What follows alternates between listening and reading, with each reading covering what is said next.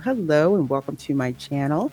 I'm Reina Creole, bringing you that spice to sci fi and pop culture analysis, and of course, keeping it real when it comes to theme parks. Now, your girl just got back from watching the Five Nights at Freddy's movie in the actual movie theater. Yes, because I was that excited about seeing this film. I knew it was going to be streaming on Peacock the next day. Apparently, it's streaming on Peacock tonight, but regardless, I was so invested in seeing this film that I had to go see it in the theater. Your girl paid her own money, went to an afternoon showing, late afternoon showing, and 80% of that theater was packed. And I haven't had this much fun laughing, jump scaring, cringing in a theater in quite a while. In quite a while. But before I get started, please do your girl a favor. Please do hit that subscribe button. And when you do, make sure to hit that notification bell so you can be notified when your girl has hot, fresh content for you to enjoy. So, with that said, let's get on to the review. So, let me preface this by saying I have never played the video game, although I've heard plenty about it from my nieces and nephews who would play the game. I'm even aware that there's some lore or whatever that's out there about it. My whole thing was, am I going to be able to figure out what's going on in this film and the premise for this film, aside from the security guard basically is in this job with this crazy 80s animatronic Chuck E. Cheese showbiz pizza looking kind of thing with this creepy past.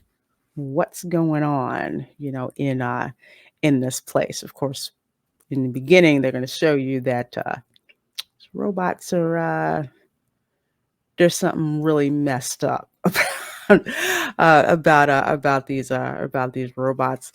So let me actually start out with what I didn't like in this particular film, and I'm not going to go into a lot of deep spoilers with this because, frankly, I think this should be spoiler free, especially for those of you who have kids who are wondering, should we go and see this film?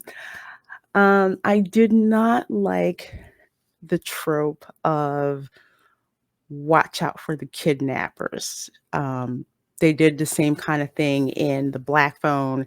I know that was a big thing in the 80s with kids getting, kidnapped and all of that. But it's like we saw it in the Black Phone.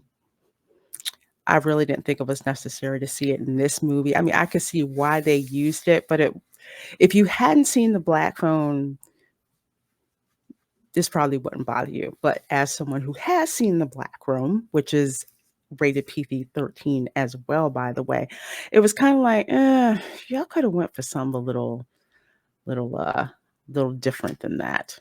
I also didn't like how slow things started with the beginning of this film. I feel it could have been sped up more than it was. Probably trying to get people who know nothing about Five Nights at Freddy's kind of caught up on the lore and the backstory, but I just thought it was going a bit too slow to the point where I was thinking about other things to do. It made me kind of disengaged from the film. But within about 20 minutes, we were off to the races. But still, I shouldn't have a lapse of attention that early in the film. Another thing that I didn't like, and I'm glad they rectified the situation before things got too far in the story, but I didn't like the initial dynamic between Mike and between Abby. When you first see the film, and yes, this is going to be a mild spoiler. when you first see the film, you're thinking that Mike is his father and Abby is the daughter. So the attitude is just like, how the heck is she talking to her father like that? This is not a good example. However, later on in the beginning of the film, they do clarify that they are a brother sister relationship and not a father daughter relationship. Which one? Okay, that explains the dynamic that's going on. But I really think that they should have cleared that up much quicker in the beginning as opposed to kind of letting it hang out there because it was not a very good example. If it was going to be father daughters, we kind of thought how that was in the beginning. So parents who are taking your kids there, keep it in mind that they do clarify that up, and really makes for a great payoff later on in the film.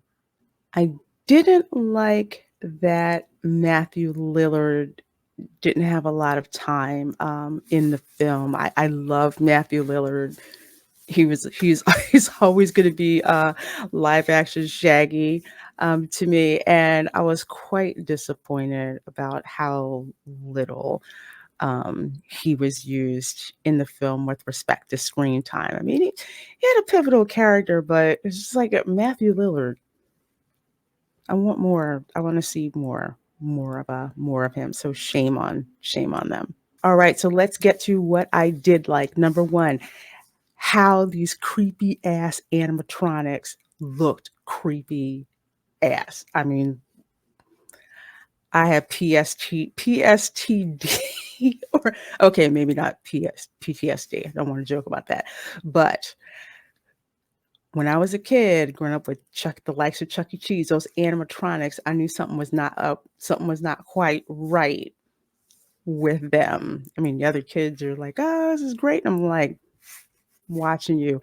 So that creepy vibe of the animatronics and how it isn't really explained why they are able to behave the way that they behave.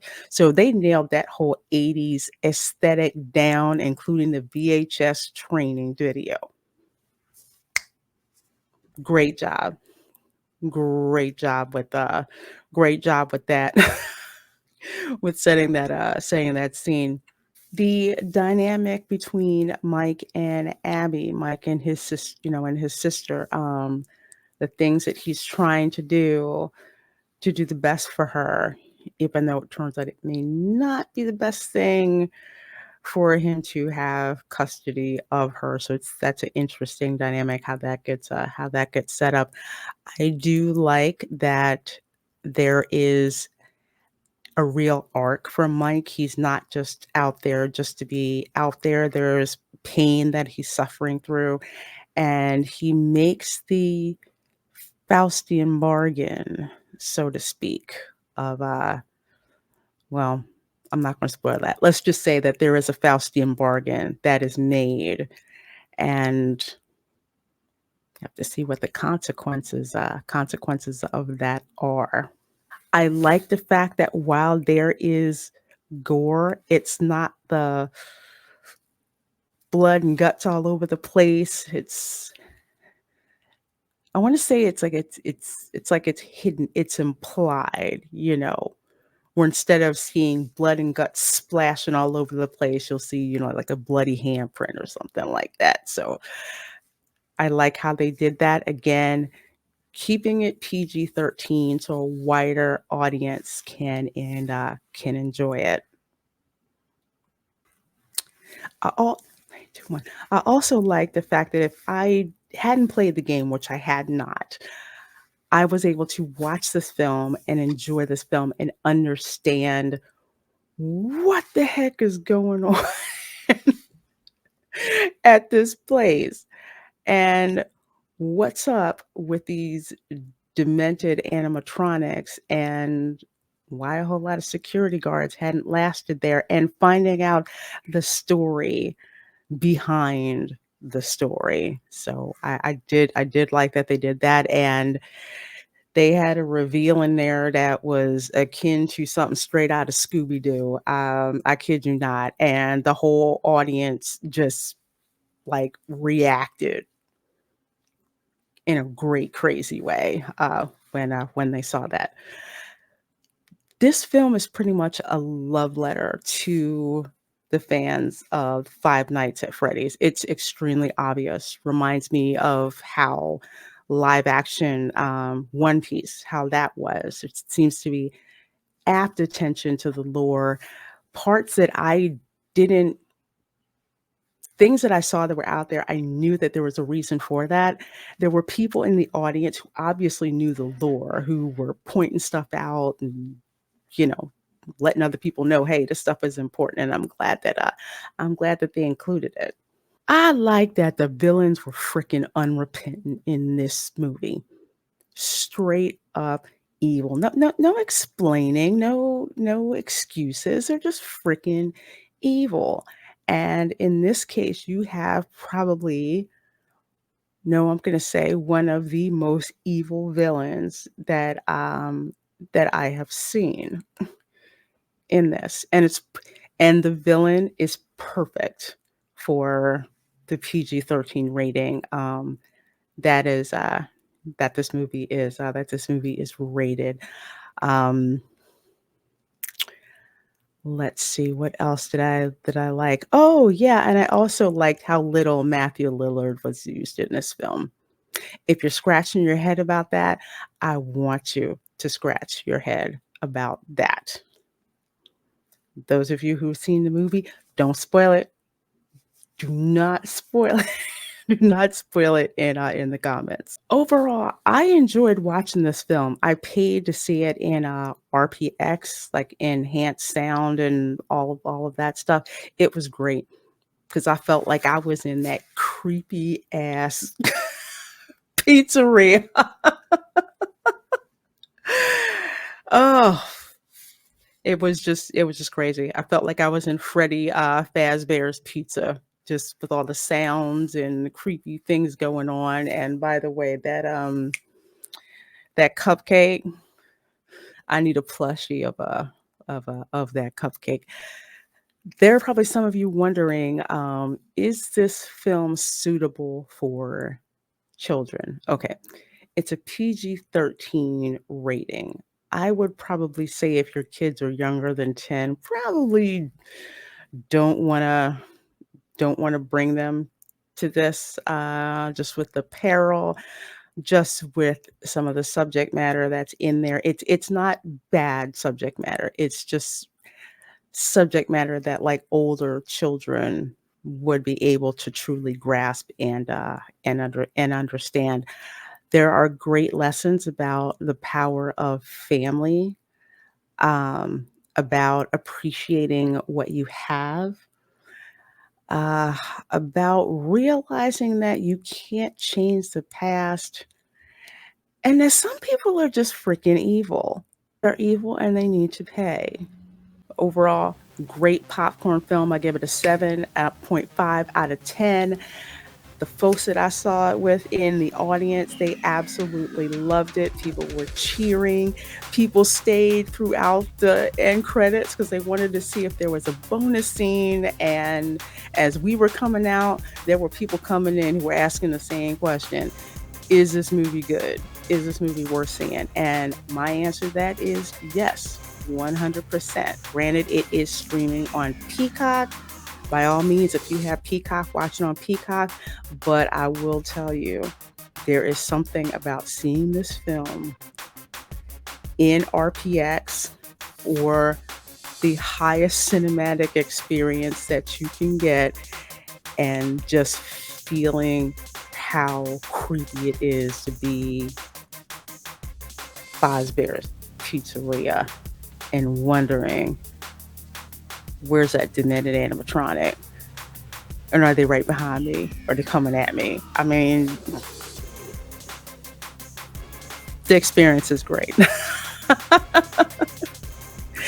All right, folks. So that is going to wrap it up for this review of Five Nights at Freddy's. I give it a 7.5 out of 10. Definitely has rewatchability. I highly suggest going to see it in the theater if at all possible. If you can't, watch it on Peacock, but this is one you will definitely want for your DVD collection, especially if you are a Five Nights at Freddy's fan. So if you got some value out of this video, please do hit that thumbs up button. And once you do, please make sure that you're subscribed to your girl because you don't want to miss the hot, fresh content that I have coming for you. So thank you so much for watching. Take care, and I'll see you in the next video. Bye.